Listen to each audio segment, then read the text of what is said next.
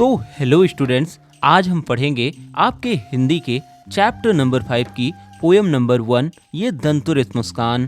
पहले हम आपको पोयम का एक बेसिक ओवरव्यू दे देते हैं, फिर लाइन बाय लाइन पूरी पोयम आपके दिमाग में सेट कर देंगे। घबराना बिल्कुल नहीं है, तो चलिए शुरू करते हैं। ये दंतुरित मुस्कान कविता कवि नागार्जुन द्वारा लिखी गई है, जिसमें कवि छल कपट से रहित नन्हे बच्चे की मोहित कर देने वाली मुस्कान के बारे में बताते हैं। कवि नागार्जुन जी की अपने 6 से 8 महीने के बच्चे से ये पहली मुलाकात होती है, जिसे उन्होंने बहुत ही खूबसूरत ढंग से प्रस्तुत किया है, जिसे आइए अब हम देखते हैं। तुम्हारी ये दंतुरित मुस्कान मृतक में भी डाल देगी जान।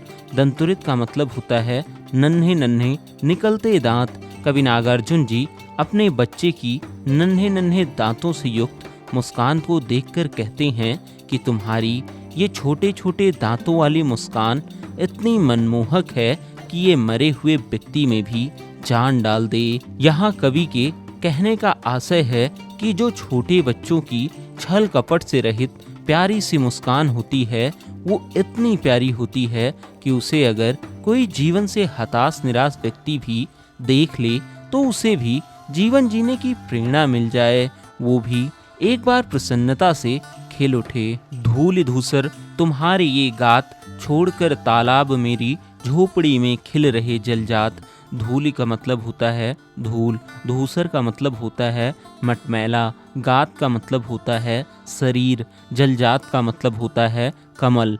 आगे कवि अपने छोटे से बच्चे को देखकर कहते हैं कि तुम्हारे इस धूल से सने हुए नन्हे शरीर को जब मैं देखता हूँ तो मुझे ऐसा लगता है कि मानो कमल के फूल तालाब को छोड़कर मेरी इस झोपड़ी में खिल उठे हों। कवि के कहने का आशय है कि तुम्हारे धूल से सने हुए नन्हे शरीर को निहारने पर मेरा मन कमल के फूल के समान खिल उठता है, अर्थात प्रसन्न हो उठता है। परस पाकर तुम्हारा ही प्राण, पिघल कर जल बन गया होगा कठिन पाषाण।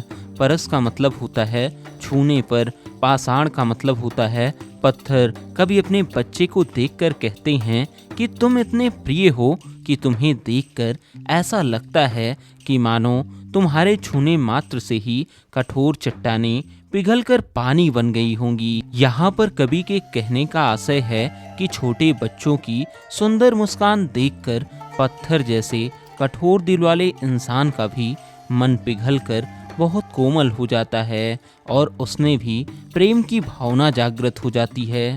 छू गया तुमसे कि झरने, लग पड़े शेफालिका के फूल, बांस था कि बबूल।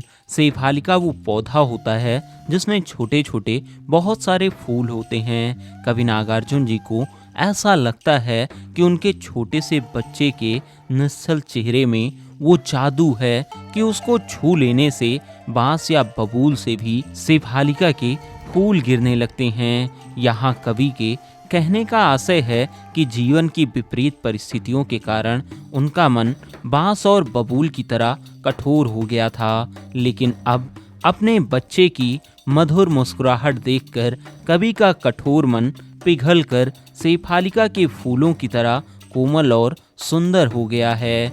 तुम मुझे पाए नहीं पहचान, देखते ही रहोगे अनिमेष। अनिमेष का मतलब होता है बिना पलक झपकाए।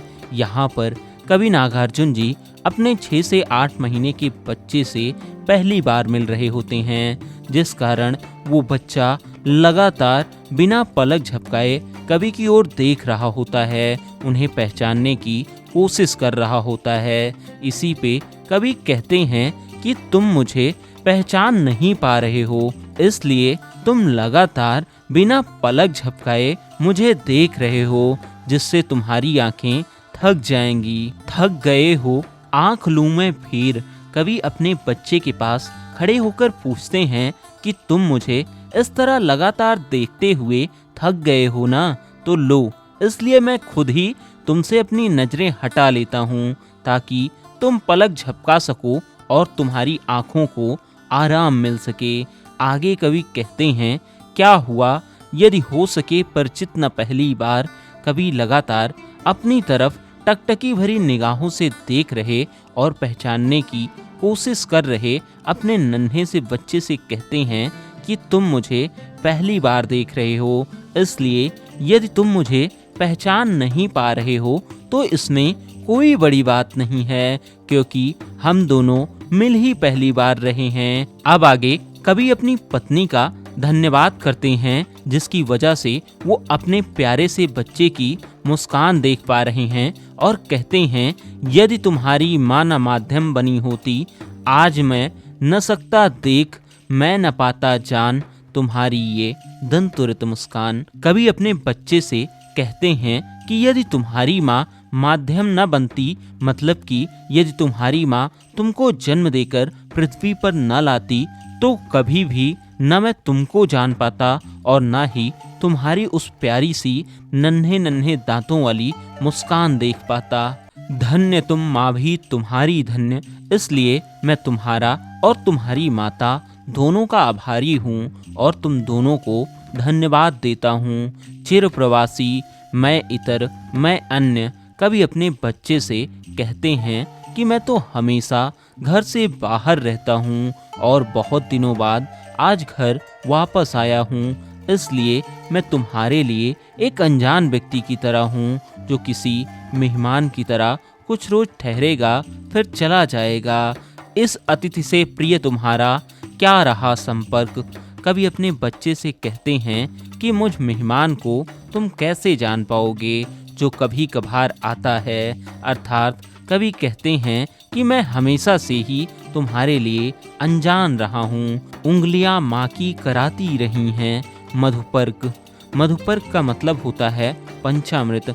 आगे कवि अपने बच्चे से कहते हैं कि ये तो तुम्हारी माँ है जो तुम्हें अपनी उंगलियों का मधुपर्क कराती रहती है, मीन्स अपनी उंगलियों को तुम्हारे मुंह में डालकर तुम्हें पंचामृत का पान कराती है। कभी जब ये बोल रहे होते हैं तभी उनका बच्चा तिरछी नजरों से कवि की तरफ देख रहा होता है और जैसे ही कवि की नजरें बच्चे की नजर से मिलती है तो वो तुरंत नजर फेर लेता है, जिसपे कवि कहते हैं, देखते तुम इधर कनखी मार और होती जब आंखें चार।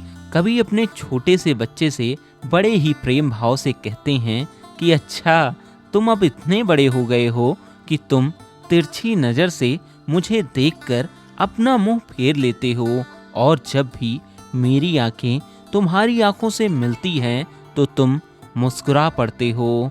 तब तुम्हारी दंतुरित मुस्कान मुझे लगती है बड़ी ही छविमान और जब तुम मुस्कुराते हो तो तुम्हारे निकलते हुए दांतों वाली वो मधुर मुस्कान मुझे बड़ी प्यारी लगती है, जिस पे मैं पूरी तरह से मुग्ध हो जाता हूँ। तो यहाँ खत्म होती है आपकी कविता दंतुरित मुस्कान।